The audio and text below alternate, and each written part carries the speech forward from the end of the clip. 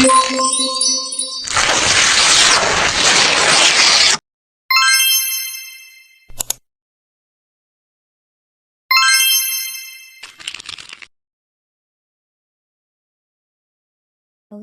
is very complex neurodevelopmental disorder in children. This disorder has started to appear before the children is 3 years old, marked by the difficulty of child interacting and communicating with the outside world effectively. This causes children with autism to often require special attention in their education. Sometimes a child with autism is considered a family disgrace, which is always conferred up to avoid embarrassment, and is a story material in the family environment and the surrounding community. The Ministry of Women's Empowerment and Child Protection estimates that there are around 2.4 million people with autism in this country, with an additional 500 people per year. Meanwhile, the Central Statistic Agency shows lower data that the number of children with special needs is 1.6 million children in Indonesia. ABA method. The ABA, or Applied Behavior Analysis method, has been around for decades, but no one claimed to be the inventor. About 15 years ago, a behavior therapist named Ivor Loves from UCLA, USA, applied the ABA method to children with autism. Seeing its success, Loves began to promote this method and recommended for the treatment of children with autism, so that this method is better known as the Loves method. The ABA method consists of 3 types. First, reinforcement or reward. The second, maintenance. The third, generalization. But here I want to explain about reinforcement or reward only. It seems that autistic children are more motivated to work in a situation if the reward vary. For example, a child who likes to be tickled is taught how to respond correctly, namely by hands up. If the children respond correctly, the child gets a tickle in the armpit. So raising your hand is part of the sequence required to receive the reward. Here are 4 basic rules for implementing rewards. First, reward should depend on behavior. This means that reward must follow certain behaviors and be given immediately after the behavior occurs. For example, candy is used as a reward if the child says "mama." According to the therapist instruction, candy should be given immediately after the child says "mama," not after other respond. Reward don't have a double meaning. Reward should always be clear to the child.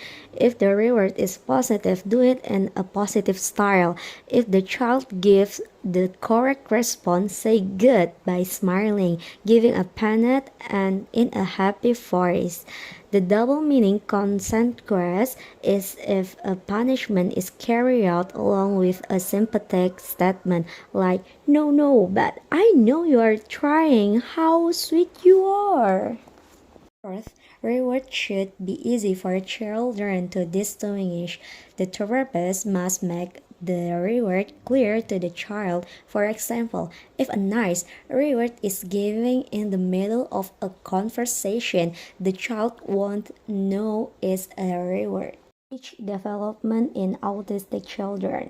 In a language seminar paper, it is also written the development of communicative behavior is divided into 3 groups. First, the perlocutionary stage, where the message is received by the listener without any effort from the child, so that communication doesn't occur between the 2 parties, usually appears before the age of 10 months.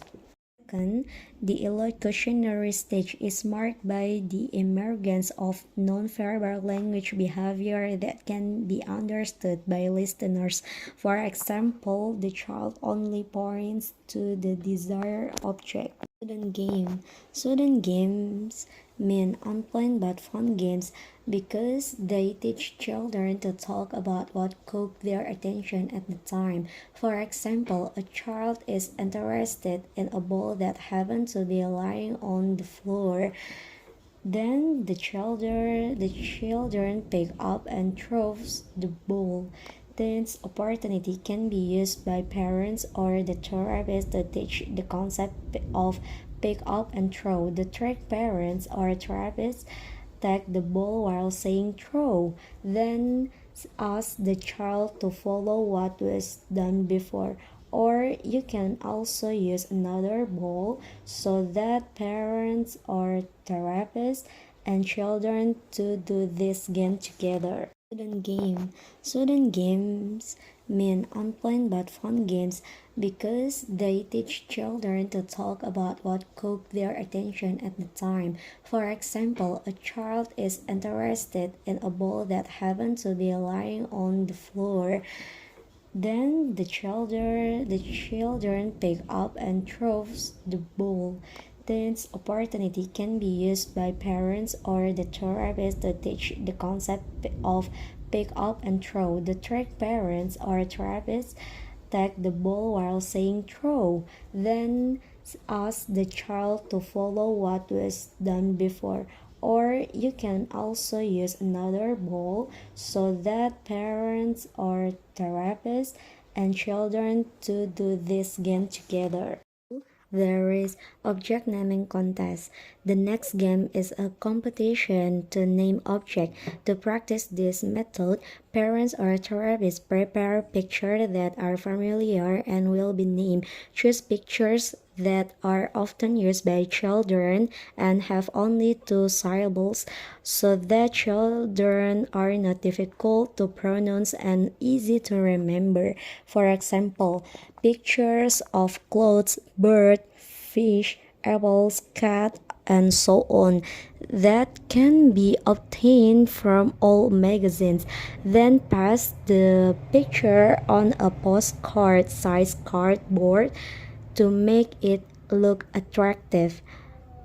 Then stick it on the wall of the therapy room or family room.